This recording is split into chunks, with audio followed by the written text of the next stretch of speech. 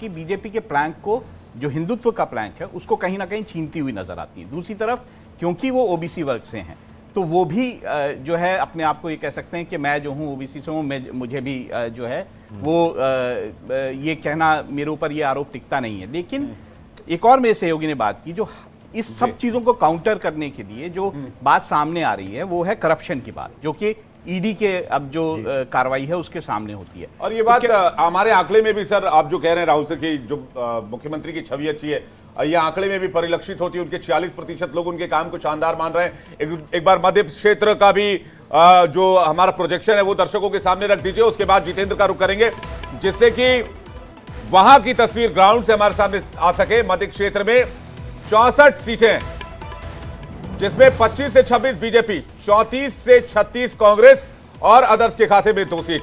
यहां पर overall picture अब आपके सामने है छत्तीसगढ़ की, जिसमें भूपेश बघेल सरकार वापस आ रही है। अगर टोटल टैली आपको दिखाएं, यहां पर बीजेपी को फायदा होता हुआ दिख रहा होगा, अगर प्लस माइनस आप देखेंगे, लेकिन क्लियर मैंडेट जो है वो कांग्रेस के पास छत्तीसगढ़ में। मीर जी। विवेक, जैसा कि अभी अक्कू जी कह रहे थे और राहुल जी ने कहा, उसमें 2 इंपॉर्टेंट बात है। अक्कू जी छवि की बात कह रहे थे कि बघेल साहब की जो छवि है मध्य प्रदेश छत्तीसगढ़ में, वो अपने आप में बिल्कुल अलहदा है, अलग है, और ये बात सही है। उनकी छवि आप देखिए तो भ्रष्टाचार से अभी 2-4-5 दिनों में जो होता है, पब्लिक भी जानते हैं कि चुनाव से ठीक पहले, पोलिंग 7 तारीख को 17 तारीख को है, उससे पहले 500-700 करोड़ के घोटाले में और इन पैसों में नाम ले लीजिए। तो मुझे नहीं लगता कि जनता पर इतना ज़्यादा इम्पैक्ट हो जाएगा कि 5 साल की चीज़ों को भूलकर और एक इस विवाद को या इस कंट्रोवर्सी या इस आरोप के बाद जनता इस अचानक से मूड बदल ले, वो संभावना बहुत कम नज़र आ रही है मेरे हिसाब से। नंबर 1। सबसे बड़ी बात क्या है कि भूपेश बघेल को देखकर ऐसा लगता है जनता के बीच में कि वो उनके बीच के नेता हैं, वो किसान का बेटा है, जिसे बॉय नेक्स्ट डोर कह लीजिए, कुछ इस तरह की छवि उनकी है। तो इसीलिए उस परसेप्शन को अचानक से काट देना, और ये देखिए ये सीधा सामने उसका नतीजा आपको दिख रहा है, शानदार 45-6% लोग कह रहे हैं। तो उस इमेज को आपको खत्म करना बहुत मुश्किल काम है एक दिन में। और उससे जो बड़ी बात, मतलब आपका एक अपोनेंट होता है, वो भी स्ट्रैटेजी बनाता है। अगर आप बीजेपी की स्ट्रैटेजी को देखेंगे तो बीजेपी के पास 2 हथियार आप कह लीजिए एक तरह से, एक हिंदुत्व और दूसरा सोशल इंजीनियरिंग। इन दोनों ही चीज़ों से वो बघेल साहब को पकड़ने की कोशिश कर सकते थे। लेकिन जैसा कभी राहुल जी कह रहे थे कि राम को लेकर, या सोशल इंजीनियर गरीबों के लिए जो हो सकते हैं, गोबर बेचो, गेहूं की बाली की योजना, जिससे एक निम्न तबका जो कमजोर है, जिसके पास पैसे नहीं है, उसको डायरेक्टली लगता है कि ऊपर बैठा हुआ आदमी मेरे लिए भी कुछ सोचता है। तो दोनों हिसाब से वो उन्होंने ऐसा बैलेंस कर रखा है कि मुझे भी ऐसा लगता है कि जो राहुल गांधी जी कह रहे थे कि छत्तीसगढ़ के बारे में उनको सोचने की बिल्कुल जरूरत नहीं है, तो छत्तीसगढ़ शायद कांग्रेस के लिए बिल्कुल आसान है। सीटों का थोड़ा बहुत ऊपर हेर फेर हो सकता है, लेकिन रास्ता आसान मुझे ठीक है। हमारे साथ जितेंद्र भी हमारे सहयोगी इस वक्त रायपुर से जुड़े हुए हैं।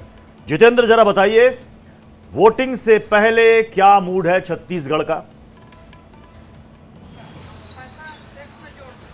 बिल्कुल, देखिए, अगर हम बात करें तो छत्तीसगढ़ में भी वोटिंग होना है, और वोटिंग से पहले अगर जनता के मूड की बात करें तो वाकई में ये जानना जरूरी हो जाता है कि आखिर छत्तीसगढ़ की जो जनता है वो क्या चाहती है, क्योंकि छत्तीसगढ़ के अंदर भी ये देखा जा रहा है कि जो विकास की बातें थी वो की गई थी। सीधे बात करेंगे सर, छत्तीसगढ़ चुनाव, पहले चरण का चुनाव 7 तारीख को होना है, किस तरह से देख रहे हैं? जनता ने क्या मन बना लिया? जनता ने क्या मन बना दिया है? जनता ने मन में बहुत अच्छा डाला है कि पहले मतदान बीजेपी या कांग्रेस, दोनों कार्य टक्कर है, बहुत अच्छी टक्कर है इस बार। अब काम तो दोनों ने नहीं किया है, काम तो किसी ने नहीं किया है। आगे तो आप क्या कहेंगे, क्योंकि सर आप बताइए आगे। बीजेपी आएगी पूर्ण बहुमत के साथ। बीजेपी आएगी? क्यों आएगी बीजेपी, क्यों ऐसा? बीजेपी आएगी, इतना बहुत घोटाला कर दिया कांग्रेस वाले लोग। चलिए, और भी लोग हमारे साथ मौजूद है, क्या लग रहा है आपको, क्या ऐसा लगता है? बिल्कुल जी, अगर आप बताएं, क्योंकि चुनाव है और 7 तारीख को पहली वोटिंग होनी है, उसके पहले जनता क्या मन बना रही है? जो करे, अब ये मानो दारूबंदी का मैं वादा करता हूं और पूरा प्रदेश नशे में डूबा रहे, तो क्या प्रदेश का विकास होगा? प्रदेश का विकास करना है तो दारूबंदी। आज हर गली मोहल्ले में देखो, गली मोहल्ले में घर के सामने महिलाओं का निकलना भारी पड़ गया है। रात हुई नहीं, बिल्कुल, लेकिन जो आंकड़े कह रहे हैं और जो रिपोर्ट इंडिया डेली लाइव ने तैयार की है ओपिनियन के जरिए, जितेंद्र आपके पास वापस लौटेंगे। मुकेश त्यागी बीजेपी स्पोक पर्सन हमारे साथ जुड़ी हुई हैं और सबसे पहला रिएक्शन उन्हीं का लेना चाहेंगे, क्योंकि छत्तीसगढ़ में बीजेपी मानकर चल रही है कि बीजेपी की वापसी हो रही है, लेकिन ओपिनियन पोल में आंकड़े कुछ और बता रहे हैं और क्या जो तस्वीर आ रही है उसके मुताबिक बघेल सरकार रिपीट हो सकती है। मुकेश त्यागी, इस पर क्या कहेंगे आप? देखिए, बघेल सरकार का जो है अभी जिस प्रकार से जमीनी हकीकत बदल रही है, जिस प्रकार से एनफोर्समेंट डायरेक्टरेट ने कल रेड करके महादेव ऐप के साथ उनका संबंध निकाला है, 508 करोड़ का घपला निकाला है, तो मैं समझता हूं कि बघेल जी की छवि पहले से ही बहुत ज्यादा धूमिल हो रही थी और अब बहुत ही त्वरित गति से उनकी जो स्थिति है वो धूमिल होती जा रही है। आप देखिए किस प्रकार से उन्होंने कोयले में घोटाला किया, उन्होंने कहा हम शराब नीति हटाएंगे और शराब के अंदर घोटाला कर बैठे। तो कोई ऐसी प्रधानमंत्री अन्न योजना में घोटाला किया। तो हमारी जो वहां पर इससे पहले उपलब्धियां थी, 15 साल की सरकार थी, अब जनता को पता लग गया है कि हमने भारतीय जनता पार्टी। मुकेश त्यागी जी, आप कह रहे हैं कि अभी जितने घोटाले किए हैं, करप्शन किए हैं, जनता देख रही है और ये एक बड़ा मुद्दा है, चुनाव में इसका असर होगा, वोटिंग के टाइम में इसका असर होगा। तो भूपेश बघेल ने इसका जवाब दिया। भूपेश बघेल ने कहा है कि जो महादेव बेटिंग ऐप है उसको बंद किया क्या, आप साबित अभी तक आप कर पाए क्या? और ठीक चुनाव के समय कहीं ये बैकफायर तो नहीं कर जाएगा, सिंपैथी ज्यादा तो नहीं मिल जाएगी उधर कि चुनाव आया तो फिर तमाम एजेंसियों का इस्तेमाल होने लगा? क्योंकि ये देखिए, जो ओपिनियन पोल वो कह रहा है कि छत्तीसगढ़ में पिछली बार जो कांग्रेस को जीत मिली थी वो दोबारा दोहराने वाली है। देखिए, घोटालों की तो बहुत लंबी लिस्ट है, फेरी लिस्ट है, किस प्रकार से बघेल सरकार ने जो है घोटाला किया है। हर प्रकार के प्रधानमंत्री अन्न योजना में घोटाला किया, शराब में घोटाला में उन्होंने किया, कोयले में घोटाला किया।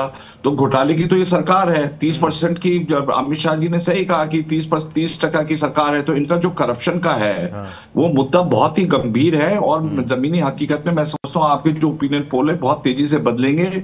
चुनाव देखिए 2 चरण में होने वाले हैं, पहले 20 के होंगे, बाद में 70 के होंगे।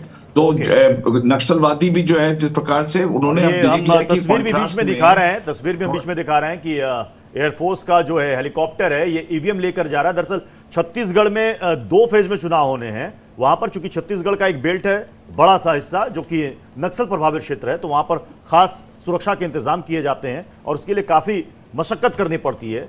कुछ दुर्गम इलाके भी हैं, तो वहां पर पहले से सारी तैयारी करने के लिए अब एयरफोर्स का जो ये हेलीकॉप्टर है वहां पर जाके ईवीएम वहां पर सेट करेगा, डिप्लॉयमेंट होगी फोर्स की, क्योंकि 2 दिन के बाद वोटिंग शुरू हो जाएगी छत्तीसगढ़ में। हमारे साथ संजय राणा भी हमें इस वक्त ज्वाइन कर चुके हैं, प्रेम जी भी हमें स्क्रीन पर दिख रहे हैं। संजय राणा जी, क्या वाकई छत्तीसगढ़ में कुछ कमाल होगा कि चुनाव अचानक से 360 डिग्री घूम जाएगा? जी देखिए, ऐसा है कि जब चुनाव का डेट अनाउंसमेंट के पहले ऐसा लग रहा था कि कांग्रेस के लिए पूरा का पूरा चुनाव कैटवॉक हो जाएगा, लेकिन अभी जो संभावना है, जो समीकरण पिछले 20-25 दिन में बदले हैं, तो उसको बड़े चौंकाने वाले। नो डाउट, अगर भारतीय जनता पार्टी की बात करें तो कहीं ना कहीं निष्क्रिय पड़ी हुई थी। अब रमन सिंह की बात कर रहे थे, रमन सिंह कहीं भी नहीं दिखे थे पिछले 5 साल में, लेकिन जो समीकरण अभी बदल रहे हैं, जिस तरह से पूरा राजनीतिक धरातल चेंज हो रहा है, तो कहीं ना कहीं ये जो कैटवॉक था, जो लग रहा था कि कांग्रेस सीधे सीधे जीत जाएगी, वो सीधे सीधे नहीं जीत रही है। आपने देखा कि 2 जगह रैली, एक अभी दुर्ग में रैली प्राइम मिनिस्टर ने की, उसका कारण है क्योंकि तकरीबन 20 सीटें जो हैं वो दुर्ग की है, नंबर 2 है छत्तीसगढ़ के अंदर, और इसी दुर्ग से 19 की 19 सीटें कांग्रेस पिछले बार ले गई थी। आज के अगर समीकरणों को देखेंगे, और जो हम लोग भी अभी 2-3 दिन पहले मैं छत्तीसगढ़ में था, उस समीकरण को देखते हुए लग रहा है कि 7 पे कहीं ना कहीं भारतीय जनता पार्टी, 7 पे लग रहा है कांग्रेस, और 6 पे नेक टू नेक है। संजीव जी, आप कह रहे हैं कि पहले तो कैटवॉक करते हुए कांग्रेस जीत रही थी छत्तीसगढ़ में, इसमें मैं कांग्रेस का रिएक्शन लूंगा, लेकिन अब आप कह रहे हैं कि अब थोड़ा कैटवॉक करके नहीं, अब थोड़ा घूम घूम के जीतेगी, लेकिन जीत तो जाएगी। घूम घूम के जीतेगी नहीं, अब टफ हो गया है, अब इनको संघर्ष करना पड़ेगा, इनको जरा दौड़ना पड़ेगा जीत के लिए। 53 तक जा रही है कांग्रेस पार्टी हमारे ओपिनियन पोल के हिसाब से। चलिए इस पर रिएक्शन लेंगे कांग्रेस का, लेकिन वक्त एक ब्रेक का। सभी मेहमान हमारे साथ बने हुए हैं। छत्तीसगढ़ के साथ साथ राजस्थान की बिग पिक्चर क्या कहती है, राजस्थान की तस्वीर क्या कहती है, राजस्थान के ऊपर इंडिया डेली लाइव का ओपिनियन पोल क्या कहता है, क्या वहां पर बीजेपी की वापसी हो रही है या एक बार फिर से गहलोत सरकार में आ रहे हैं? इंडिया डेली का ओपिनियन पोल आपको दिखाएंगे राजस्थान को लेकर। एक क्लियर कट यहां पर ये ओपिनियन पोल में सामने आया एक स्टेट में, छत्तीसगढ़ में, कि यहां पर कांग्रेस की सरकार बन सकती है, लेकिन एमपी में कांटे का मुकाबला। एक बड़ा राज्य भी बाकी है, थोड़ा सा इंतजार करना होगा। हाँ, ओपिनियन पोल है, ये ओपिनियन पोल है। हम नतीजा नहीं सुना रहे, हम ओपिनियन पोल बता रहे हैं जो कि हमारे पास आंकड़ों पे आधारित है, हमारे ग्राउंड रिपोर्टिंग पे आधारित है, हमारे पोल पे आधारित है। और ये जनादेश में ये तब्दील हो भी सकता है और नहीं भी हो सकता है, दोनों सूरत हाल हो सकती है। एक बहुत ही छोटा सा ब्रेक, कहीं जाइएगा नहीं, क्योंकि अभी राजस्थान की पिक्चर बाकी है।